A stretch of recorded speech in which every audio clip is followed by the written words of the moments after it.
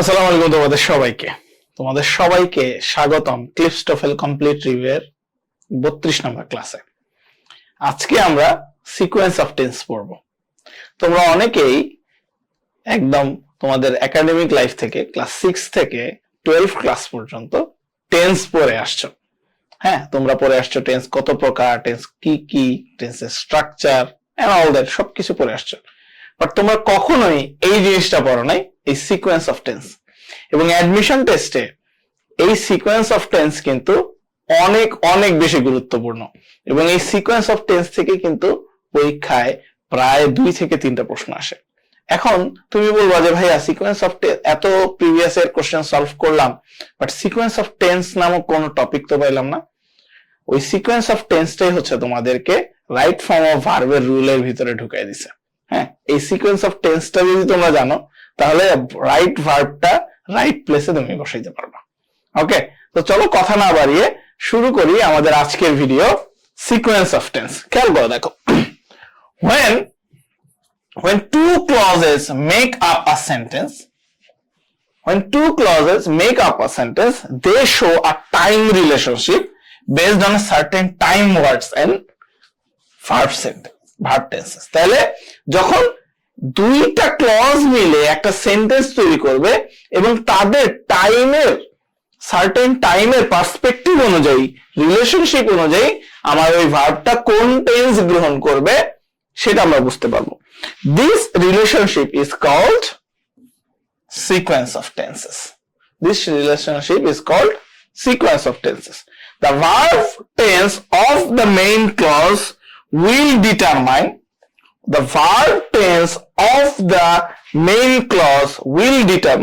that of the dependent clause. তাহলে এখানে আমরা যেটা বুঝলাম যে মেইন ক্লজের যে ভার্ব থাকবে সেটা যেই টেন্সে থাকবে, ডিপেন্ডেন্ট ক্লজের ভার্বটা সেই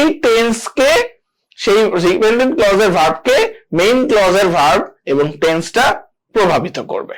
ঠিক আছে, প্রভাবিত করবে।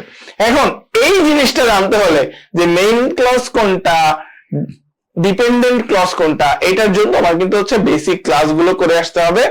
আমাদের ক্লিপস টোফেল কমপ্লিট রিভিউয়ের ক্লাসগুলো শুরু থেকে দেখে আসতে হবে এবং টপিক ওয়াইজ ওইখানে ক্লাসগুলো তোমাদের দেখতে হবে। ঠিক আছে, তো তোমরা, আমি আশা করবো যে তুমি হচ্ছে ওই ক্লাসগুলো দেখে আসছো। তা না হলে তুমি কিন্তু এই জিনিসটা ঠিক মতো নিতে পারবে না, তুমি বুঝবা না।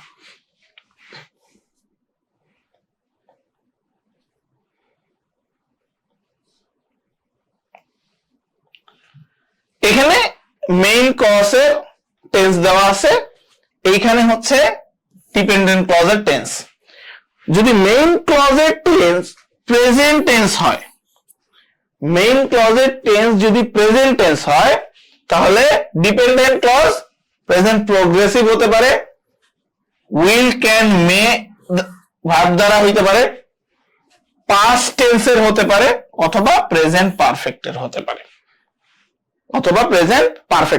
পারে, যদি মেইন ক্লজ প্রেজেন্ট টেন্সে থাকে, তাহলে ডিপেন্ডেন্ট ক্লজ প্রেজেন্ট প্রগ্রেসিভ মানে প্রেজেন্ট কন্টিনিউয়াস টেন্সের হতে পারে, will, can, may plus verb দ্বারা মানে ফিউচার ইনডিফিনিট হতে পারে, পাস্ট টেন্সের যে কোনো একটা হতে পারে, past simple, past progressive, past perfect, অথবা প্রেজেন্ট পারফেক্ট হতে পারে। ওকে, এটা হচ্ছে নিয়ম।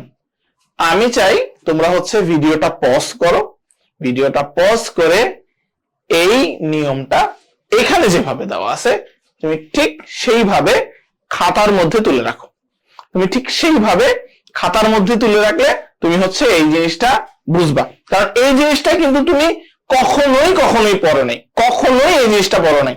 ওকে, তো তুমি এটা ভিডিওটা পজ করে এটা হচ্ছে লিখে রাখো। আমরা এক্সাম্পলে চলে যাচ্ছি।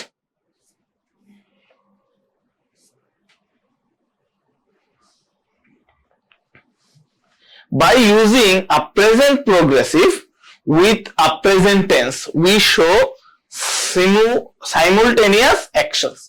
মানে কি বলতেছে? মানে বলতেছে যখন আমরা প্রেজেন্ট প্রগ্রেসিভ প্রেজেন্টের সাথে ইউজ করে ব্যবহার করব তখন আমরা সাইমিলটেনিয়াস অ্যাকশন বোঝাচ্ছি, মানে কি একটা কাজ হয়েছে তারপরে আরেকটা কাজ হয়েছে। I see that Harriet is writing her composition. I see, ওকে, এবং তারপরে কি is Harriet is writing her composition, তাহলে দুইটা কি সাইমিলটেনিয়াস কাজ, একটা কাজ তার সাথে আরেকটা কাজ হচ্ছে।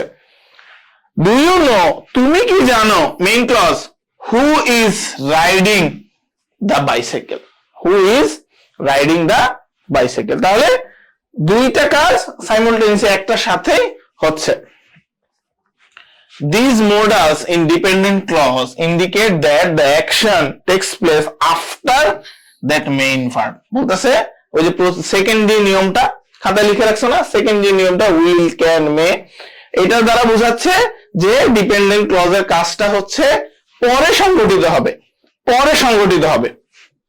এবং এখানে কি বলে দিচ্ছে, এখানে বলতেছে be going to is also used in this pattern, এই প্যাটার্নে বি গোয়িং টু ইউজ করা যায়, আমরা একটু পরেই দেখব, আমরা একটু পরেই দেখব। He says that he will look for a job next week.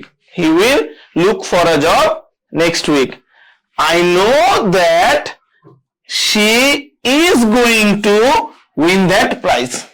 She is going to win that prize. তাহলে he says that he will look for a job next week, এটাকে আমরা কি is going to দ্বারা replace করতে পারি না? এই will কে আমরা রিপ্লেস করতে পারি কি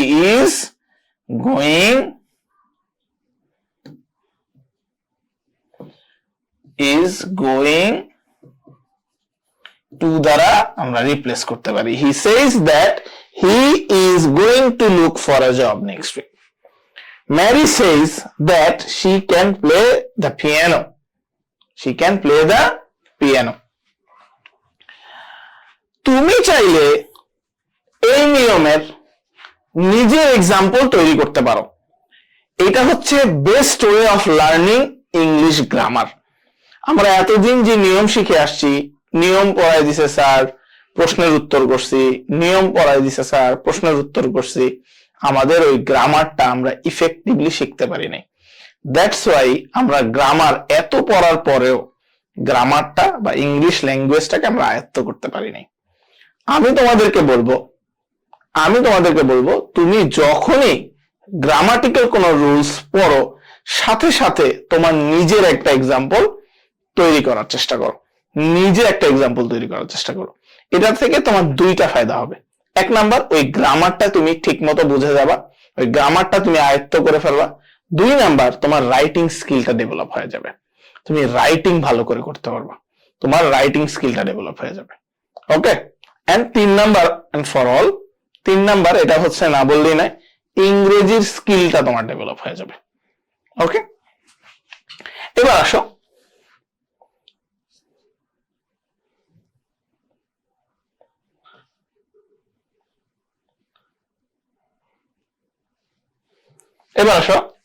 past tenses in dependent clause show that this action to place before that main clause, তার মানে এটা হচ্ছে বিফোর, আগে ঘটছে, কি মেইন ক্লজের ঘটনা ঘটার আগে ঘটছে। I hope আমি আশা করি he arrived safely.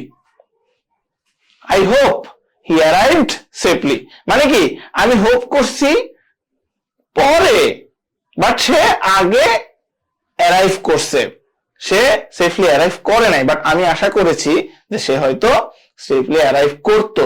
হ্যাঁ, ওকে, আবার খেয়াল করো, they think he was here last night, তারা এখন চিন্তা করতেছে সে গতকালকে রাতে যদি থাকতো, তার মানে সে নাই কিন্তু। হ্যাঁ, ওকে, আবার খেয়াল করো, আবার আরেকটা নিয়ম, লাস্ট নিয়ম, যেটা use of present perfect independent clause, present perfect প্রত্যেকটা নিয়ম বোঝাচ্ছে।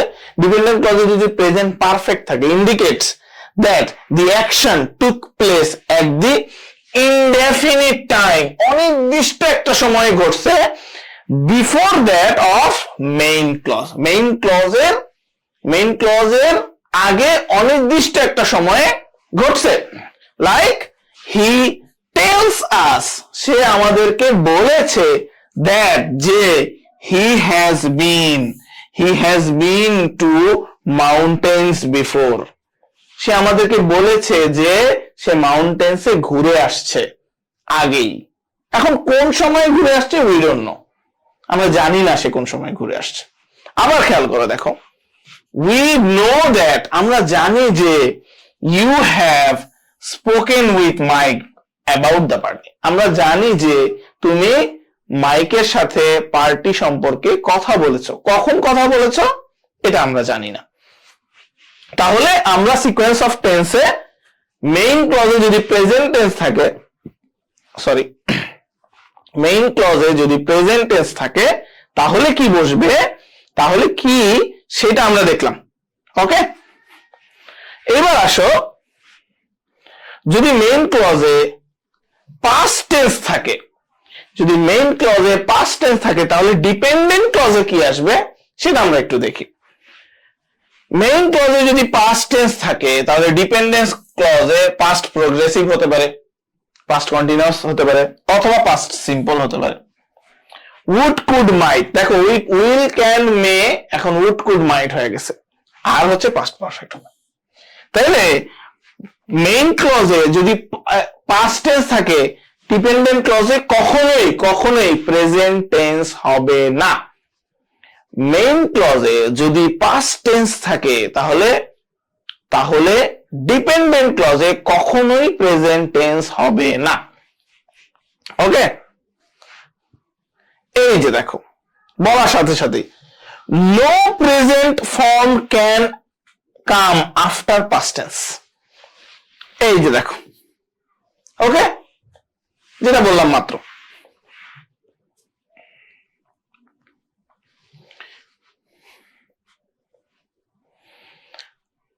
Simple past or past progressive independent clause indicates a simultaneous action, মানে যদি মেইন ক্লজে পাস্ট এবং ডিপেন্ডেন্ট ক্লজে পাস্ট প্রোগ্রেসিভ তাহলে বুঝতে হবে যে দুইটা কাজ একই সাথে ঘটতেছে।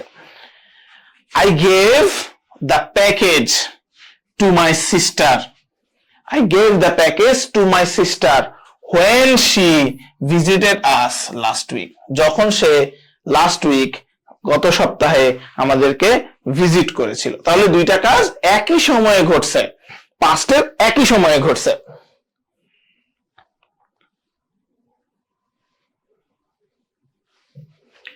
Mic visited the Prado art museum, visited the Prado art museum, main clause কোনটা, এটা।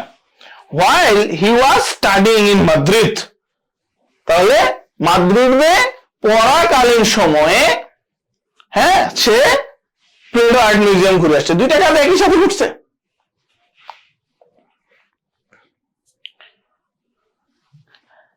These modals in the dependent clause, these modals in the dependent clause, কোন মডালস গুলা মনে আছে?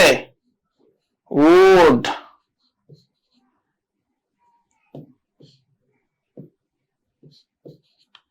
could and might, হ্যাঁ would, could and might. These indicate that action takes place after that of main verb, মানে main ভার্বের পরে ঘটনাটা ঘটছে, মেইন ভার্বের পরে ঘটনাটা ঘটছে ডিপেন্ডেন্ট ক্লজের। হি সেড দ্যাট, সে বলল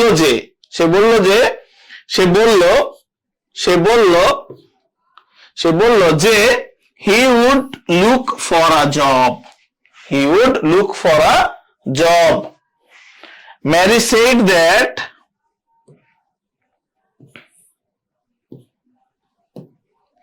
Mary said that she could play piano. she could play piano. তারপরে দেখো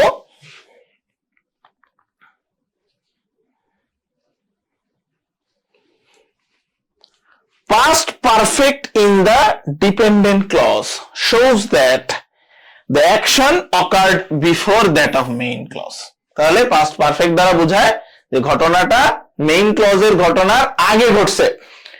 I hoped, আমি আশা করেছিলাম, he had arrived safely. আমি আশা করেছিলাম, আগে আশা করেছিলাম that he arrived lately, হ্যাঁ, safely.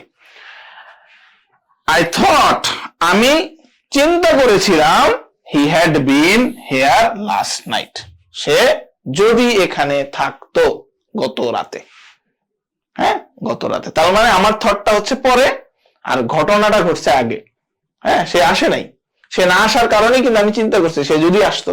ওকে, এবার চলো আমরা হচ্ছে এক্সারসাইজটা করে ফেলি।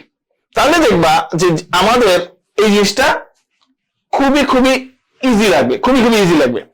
The following certain sentences with present tense verbs in the main clause. Change the main clause to past and adjust the dependent clause as necessary. Example দিয়ে দিছে, খেয়াল করো দেখো। এইখানে দিছে we hope that he will be able to attend. এটাকে আমরা পাস্টে নিয়ে যাব, he hoped that he would be able to attend. এভাবে করে তোমাদের কি করতে হবে, তোমাদের হচ্ছে এক্সাম্পল গুলোকে, তোমার এক্সারসাইজ গুলোকে করতে হবে। ওকে, তো চলো আমরা একটা করি। আমরা কি করবো দেখি, আমরা এখানে হচ্ছে লেখার জায়গা নাই যদিও। he says that he will finish the project by May. তাহলে কি হবে, he said that, যদি আমরা এটাকে said করি তাহলে he would হবে, ঠিক না, would হবে। Mary thinks he is going to win the award.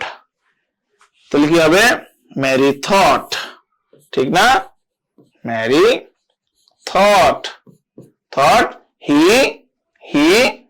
was, ঠিক না, was going to attend, going to win the award. Okay, I hear that Kate has accepted a new position at the East Side Clinic.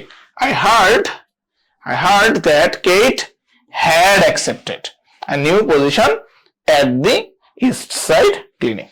Okay, এইভাবে করে দেখো 10 number পর্যন্ত আছে। তোমরা এই exercise গুলো করে অবশ্যই আমাদের কমেন্টে এই এক্সারসাইজটা আমাদের কমেন্টে জানায় দাও, অথবা আমাদের ফেসবুক গ্রুপে, পাবলিক গ্রুপে পোস্ট করে দাও। তাহলে আমরা বুঝতে পারবো যে তোমরা হচ্ছে এই টপিকটা বুঝেছো। এবং এই টপিকটা কিন্তু আবারও বলতেছি, এই টপিকটা কিন্তু তোমাদের জন্য অ্যাডমিশন টেস্টে যারা পরীক্ষা দিচ্ছ তাদের জন্য খুবই গুরুত্বপূর্ণ। সবাই ভালো থাকো, আল্লাহ হাফেজ।